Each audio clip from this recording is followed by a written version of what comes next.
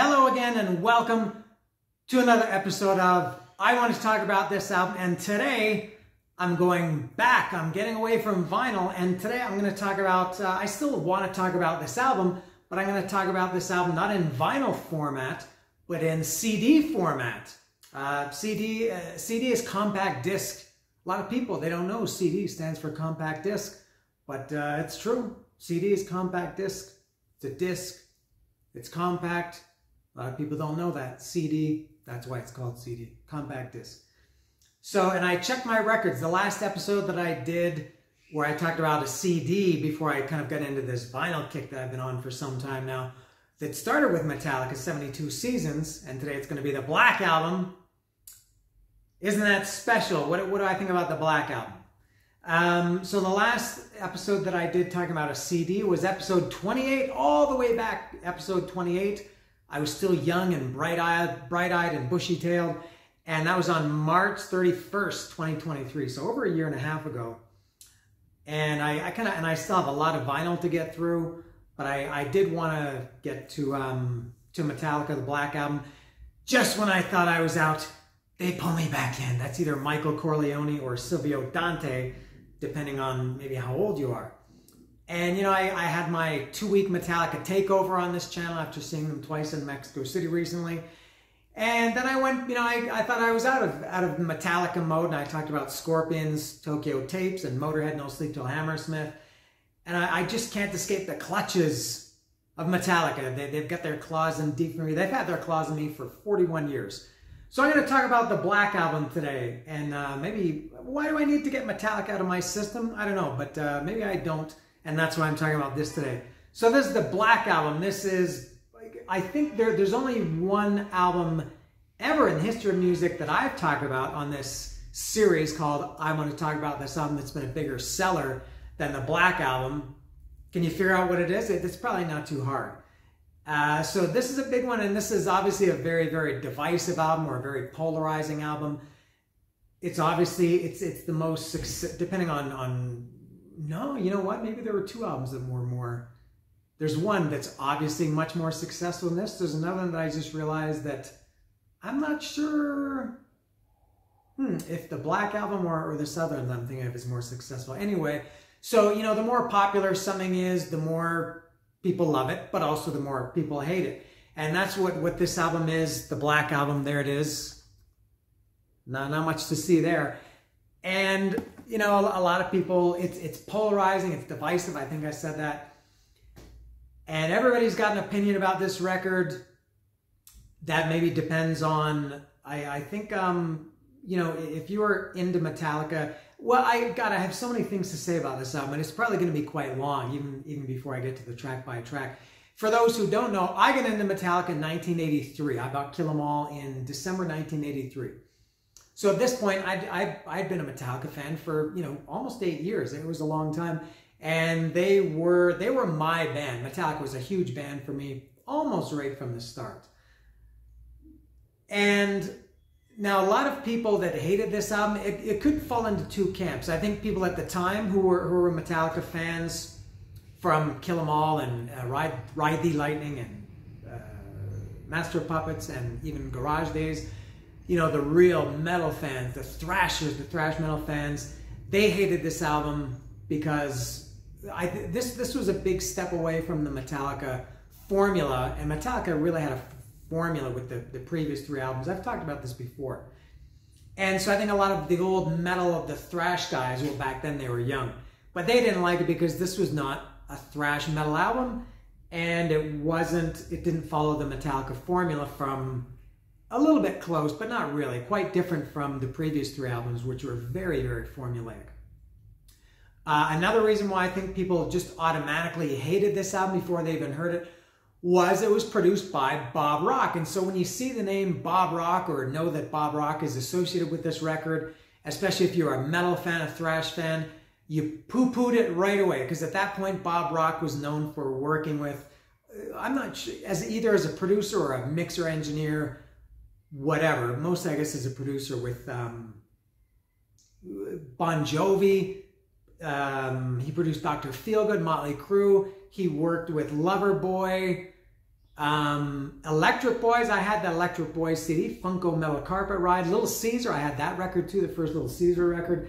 These were a little bit kind of, not glam, but you know, hard rock. And did I mention Aerosmith? I think he worked with Aerosmith on Permanent Vacation. I don't know if he produced it or mixed it or did something with it. But so I think metal fans, when they heard or saw the name Bob Rock, immediately they said, nope, not interested in Metallica working with Bob Rock. And God, and again, I'm going to probably be all over the place. Getting back a little bit to Bob Rock, I've talked about this before too. I think producers get both too much credit for a great album and too much blame for a bad album. Bob Rock also produced Saint Anger 12 years after this, and you know, they don't sound anything alike. I think especially with a band like Metallica, who really controls everything in a good way. Going back to even Ride the Lightning, that was co-produced by Flemming Rasmussen and Metallica. Master of Puppets was Flemming and Metallica. Garage Days was just Metallica. And then Justice for All, it wasn't Flemming, Rasmussen, and Metallica. It was specifically, they switched from Metallica to production to Hetfield Ulrich, who I think had much more to do with how the record sounded and the whole vision and everything of the record than Bob Rock did. And again, that's not blaming or crediting Bob Rock. I think that's just the way it is, because again, the Black Album is one of the greatest albums, greatest sounding albums ever. It's just incredible. And you all know what Saint Anger sounds like. So I don't know how much influence Bob Rock had on the sounds of these albums, but I think a lot of people hated that Bob Rock was involved with Metallica, including I think James Hetfield at the beginning anywhere. Maybe Lars too. I think they didn't like working with him to begin with, but then he produced the next 3 or 4 albums after that. Now I think obviously the going back to the Metallica formula, Ride the Lightning, Master of Puppets, and Justice for All. And I talked about this a little bit when I did the Metallica setlist comparisons a week or 2 ago, 2 weeks ago, I guess it was. Their albums were very, very, very formulaic, but they worked. Formulas can be good or bad. I think for Metallica, they were great. Each of those albums, so a little bit of change here and there. They all open with a very, very fast, thrashy song. Fight Fire with Fire, Battery, and Blackened. Master of Puppets ended with a very, very, you know, the bookend of the thrashy songs ended with Damage Incorporated, and Justice for All ended with Dyer's Eve, very fast and thrashy, so you had the bookends. Ride the Lightning was a little bit different because it ended with the long instrumental. Now going off a different branch on that, each of those 3 albums had a long instrumental. Call of Cthulhu, Orion, and To Live Is to Die. All right, they were 8-9 minute instrumentals.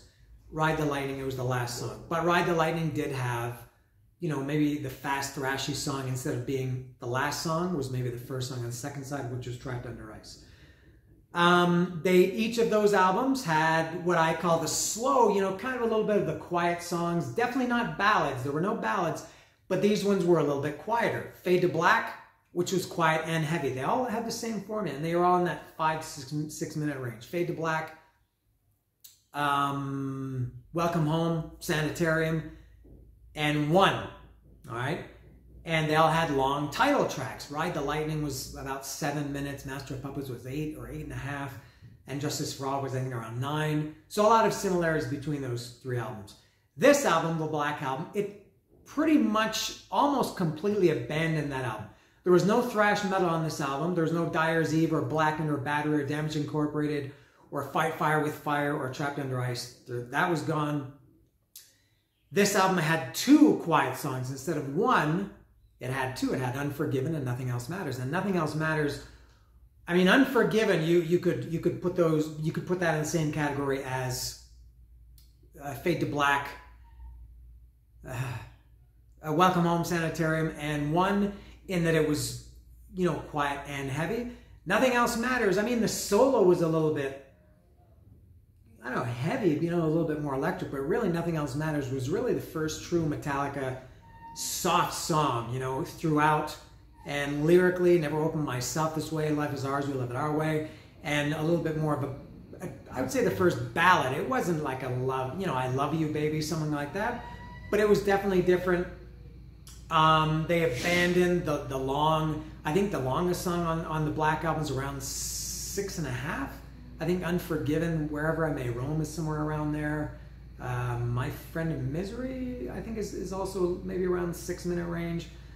So the long kind of epic songs were gone. No instrumentals. This album was much more streamlined, focused, although I think around the same length. And Justice for All was 63, 64, 65 minutes.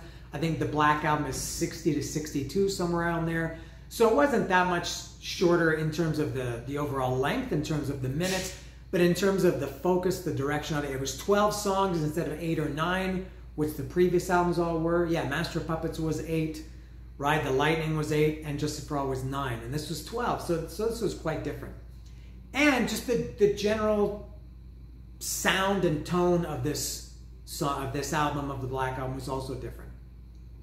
So as I said, the one type of people that hated this album, especially back then, I think really was the thrashers, the real true Metallica fans. Also, I think another reason why people didn't like this album then and maybe continue to not like it now is it brought Metallica into superstardom. They had been building and building. This album just, it exploded, and that brought a lot of new fans, a lot of, the jocks in your high school, the preppies, maybe even your parents. I don't know. Everybody liked Metallica back then. Whereas prior to that, with Justice for All, if you went to Metallica concert back then, it was pretty much black shirt. Still was mainly, but guys, real sausage fest. And with the Black Album, there was a lot more women listening to them, and maybe some, as I said, maybe some parents and everybody. And a lot of metal fans especially really don't like that. They like kind of like a secret society, I think. And when someone gets bigger, they don't like anymore. I think that the worst kind of fan, the people that don't like this album, are the people now that are 25 to 30 who maybe weren't even born when this album came out, or were little, young kids and didn't even know this album when it came out. Those ones are the ones that I think are really... I can understand if you're a thrash metal fan, you didn't love this album. But, to be... I can't really go back and talk about Beatles albums too much because they were made before I was born. So, someone who was listening to those records as a teenager, their opinion of those records is much more valuable than mine.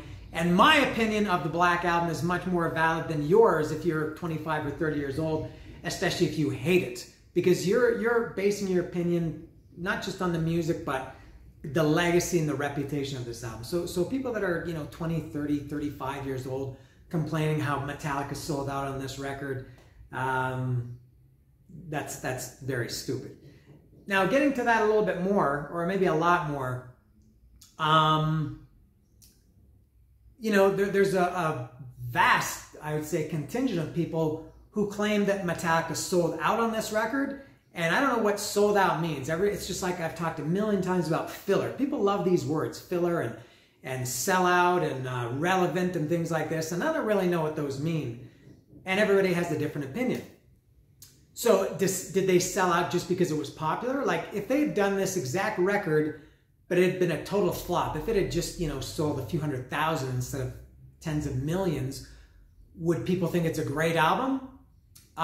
Or if they had continued to play thrash metal, if they made Fight Fire with Fire and The Thing That Should Not Be type songs on this record, and it was still very, very successful, if it had still sold, 20, 25 million records, would people still say it's a sellout? I'm not sure. Yeah, it was very, very successful, but to me, selling out is when you kind of go against, it's not a matter of success, it's kind of going against your principles. And I think Metallica has always had principles. As they got bigger and bigger, those things have to change. And people love to criticize Metallica for wearing, there's that famous meme of Hetfield with his, his kind of preppy shorts and his flip-flops, and he's holding the Gucci bag or Louis Vuitton bag or something like that, and, shopping with his wife. And people love to point their finger at him and saying, he's a sellout because he wears expensive clothing now and he doesn't wear his ripped jeans anymore. But isn't that the point of being successful? Is that you kind of enjoy your success, and also you're not going to be the same when you're 30 or 40 or 50 or 60 as you were when you were 19, 20. People love to criticize them. They said they'd never do a video, and then they did a video for one, and people were saying sell it back then. So yeah, they changed their style. But you know, if you go album to album, Kill 'Em All, Ride the Lightning, Master of Puppets, Justice for All, Black Album. If you go from Kill 'Em All to the Black Album, there's a pretty big difference. But if you go from album to album, they were little tweaks. They were kind of going around the circle like this. And from album to album, there's not as much change as people, you know, the sellout, you're selling out. There's not as much change as I think those people believe there to be. What else can I say about this record? I feel like there's so much. And you know what? I love this record. I think it's an excellent album, but it was the first Metallica album that, you know, the first four I loved from beginning to end. Loved everything, except the instrumentals. I've talked about that before, which were never really a favorite of mine. Not just Metallica, but in general. But I loved every song. This one had, Black Album had 2 songs. I didn't dislike them, but I just thought they're okay. But I never really fully embraced them or got into them. Can you guess what 2 songs they are? I'll talk about that maybe at some point in the next couple of minutes when I get to the track by track. So this was a little bit different for me. But I mean, the great songs on this, to me, are, I liked them, I guess, as much at the time as I liked, I don't know, Battery and For Whom the Bell Tolls and things like that. So, I don't know, I think it's an excellent album. And there was just something else I was going to talk about. Oh yeah, maybe the worst thing that people say about this record, this is so stupid. The people that say, this is kind of going back to the sellout thing, the people that call this a hard rock record, it's not, they call it hard rock Metallica or something like that, you know, because they weren't metal anymore. And even worse are the people that say that this is a pop album, that Metallica became a pop band. I mean, if you think that, I'm not saying you're stupid, but that is an incredibly stupid thing to say. This is not pop. It's not even close to pop. It's not hard rock. It's not rock. This is a metal album. It's not thrash metal. That's as far as you can go. But it is a heavy metal album. It's not hard rock, and it is, I would even say you're an idiot if you think this is a pop album. Don't confuse pop or, you know, let's say pop. Don't confuse that with songs being melodic, because Metallica had melodic songs going back to, I mean, Escape and Fade to Black, and Metallica was always, even Master of Puppets is very melodic. Melodic does not mean pop. Seriously, this is. You think "Sad But True" is a pop song? The God That Failed, Of Wolf and Man, Struggle Within, Don't Tread on Me, Through the Never. Like, you think those are pop songs? If you think that, do not leave a comment in the comment section down below. You know, everybody encourages that. I don't want to hear. If you don't like this album, I don't really care. I mean, even if you think this is a pop album, I don't care. But I will think that's a really stupid opinion to have. This is a metal album. No two ways about it. It's a metal album. So this is the CD. Now, I did, when I've showed CDs in the past, when I've talked about records, and I also have the CD, occasionally I show them, and I did go back, and I used to always or almost always write the date when I bought the record or the album. And I did check this today, and I don't know if you'll be able to see it. Maybe because the lighter, you know, it's kind of dark paper and it's written in blue ink. I don't know, can you see it there? The date is, I bought this on August 12th, 1991, which is the day that I remember that it was released. There are some albums that I do remember the actual date. I remember almost every album that I've ever bought, 2,000 records that I've bought in my life. I can remember the year for almost all of them. There are a few that I can remember the actual date, and this is one, August 12th, 1991, and this is this was a very anticipated album for me and for the metal world and the metal community. And I loved it right from the start, and I still love it now. And also, you know, people that hate it, don't confuse you know, an album or song sucking with being tired of an album or a song, whatever.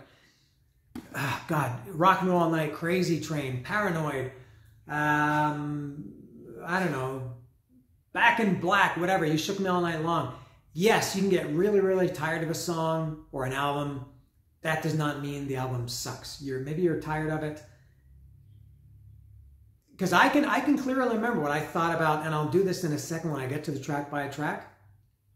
When I first heard Enter Sandman and then the subsequent album, I loved everything about it right from the start, except the 2 songs, which I at some point will get to. Have you figured out what songs those are that are not really my favorites? So I guess I can get to the track by track now. Now, obviously the first one is Enter Sandman, and some of these I was trying to think about what I was going to say about this album or some of these songs individually. And it's kind of hard to talk about. This is such a massive, massive album, in the big picture, and also for me personally. What do you say about Enter Sandman? But I will tell you this: the video I first saw, the first time I heard this song was when I saw the video for it. So this album came out on August 12, 1991. And I guess it was maybe a month or a few weeks before that the video, and this used to be a big deal back then. Bands, especially big bands like Metallica, used to release the video as the means of first introducing the song.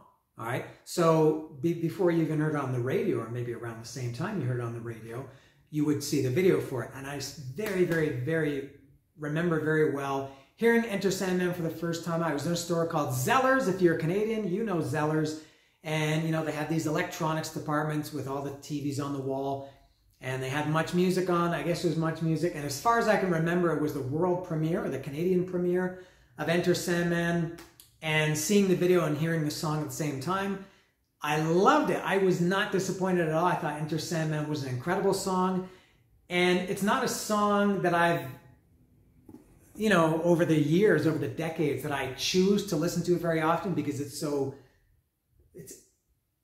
omnipresent. It's what's the word? It's ubiquitous is what it is. You can't get away from Enter Sandman. I would never choose to listen to it, except I have, being in Metallica mode, I've listened to this album twice in full in the last couple weeks. So, which starts with Enter Sandman. And I actually still can kind of enjoy it. Maybe it's still because I'm on the Metallica high from seeing them a couple of times recently. But I think Enter Sandman is a great song. And it's a heavy song. It's heavy metal. It's not pop. Yes, it's melodic. Yes, it was a big hit. But it was metal. And Metallica on that tour, you could even argue that Metallica in that era was at their peak in terms of live. I would say Justice for All was peak Metallica live. But on the Black Album live, they still played, old songs, and they were still very thrashy and headbanging and energetic. That changed with the next album. But Metallica at this point, with Enter Sandman, they were a force. And I have to say, I love Enter Sandman. Yes, I'm very tired of it. But listening to it, I think within the context of the record, I would even say I enjoyed it. Not just that I didn't mind it, I actually enjoyed it listening to it a couple days ago. I don't need the track listing here. Next is Sad But True. That's a heavy song, man. And I remember hearing that for the first time when I bought this record, because I hadn't heard it. I guess at the time this record came out, I think they had only released Enter Sandman. And hearing Sad But True, I couldn't believe how heavy it was. And it is still heavy. And yes, it was a pretty big hit, and it's been a staple for their whole career since live. But man, hate, I'm your hate when you want love, pay the price, pay for nothing's fair. Pay for nothing. Hey, I'm your life, I'm the one who took you there. I'm your life and I no longer care. Musically, lyrically, just the whole vibe of that song, that is a heavy, heavy, heavy song. You are a moron, you're an imbecile if you think that's pop. Because Sad But True is, it's incredible. Next is Holier Than Thou. Let me check. I think it is Holier Than Thou.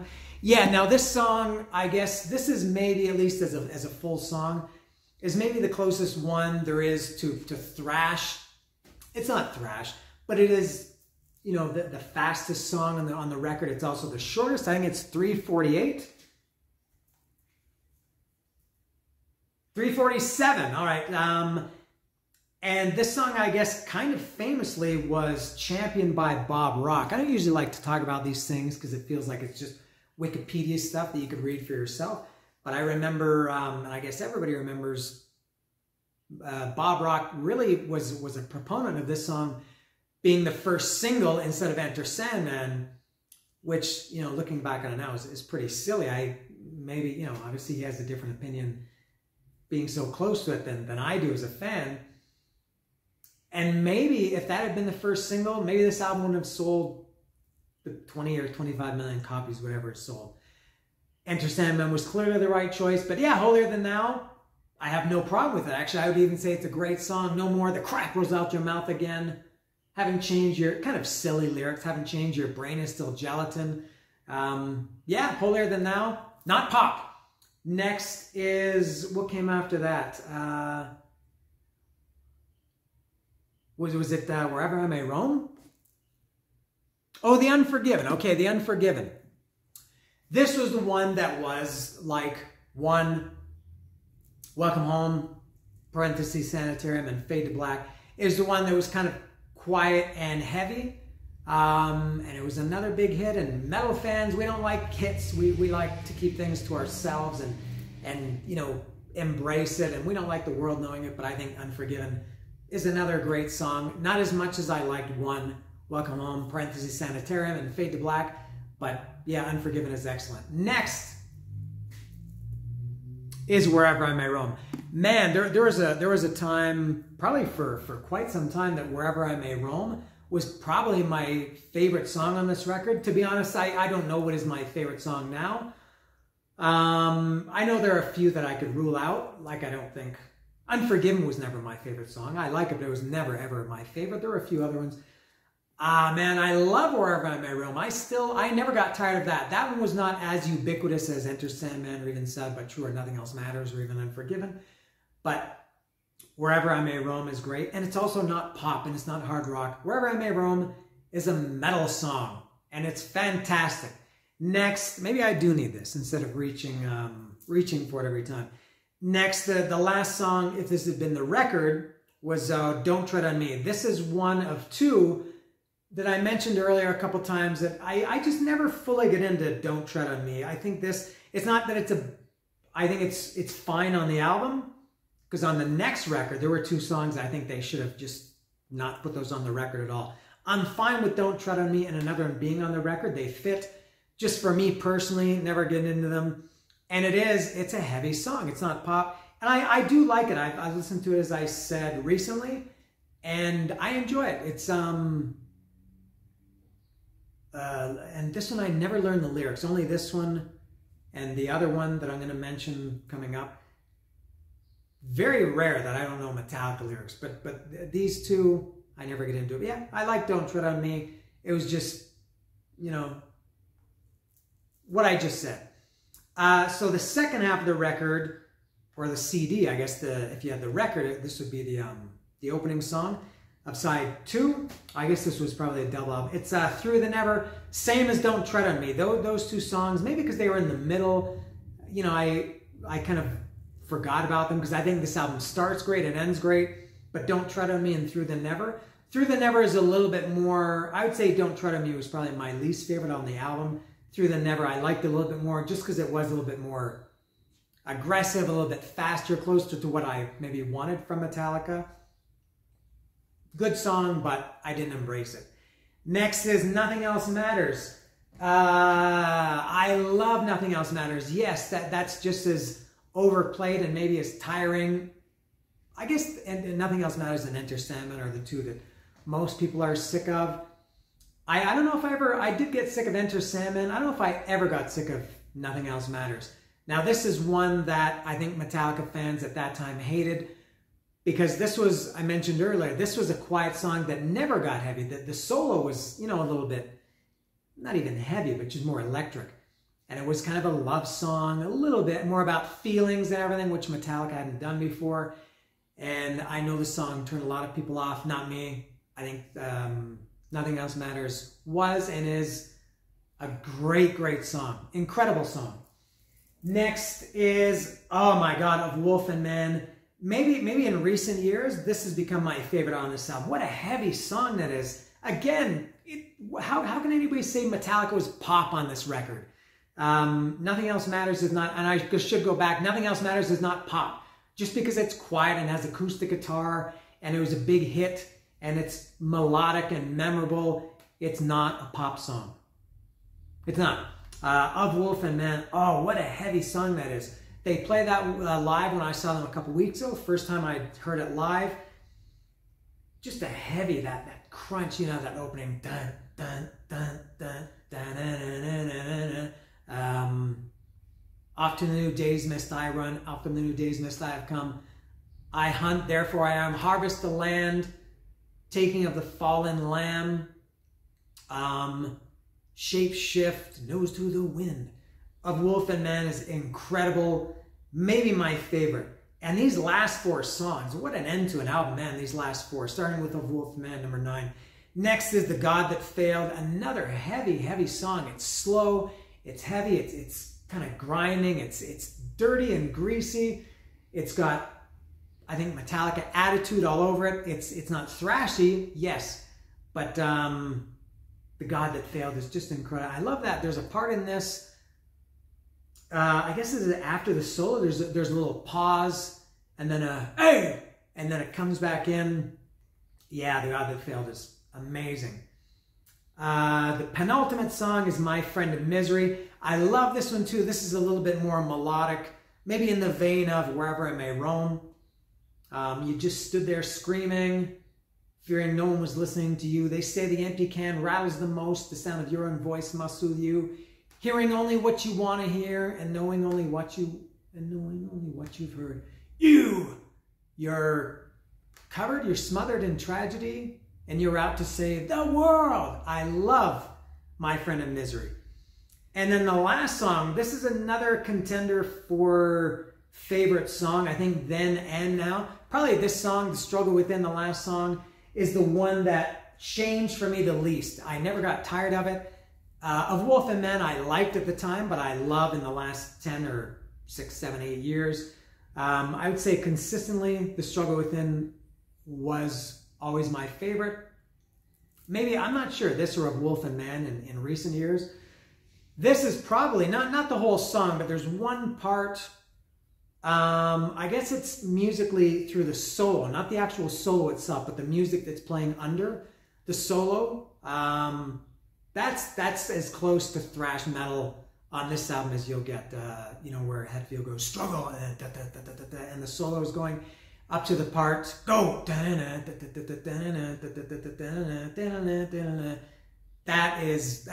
pretty good. That would have fit easily on Ride the Lightning, let's say.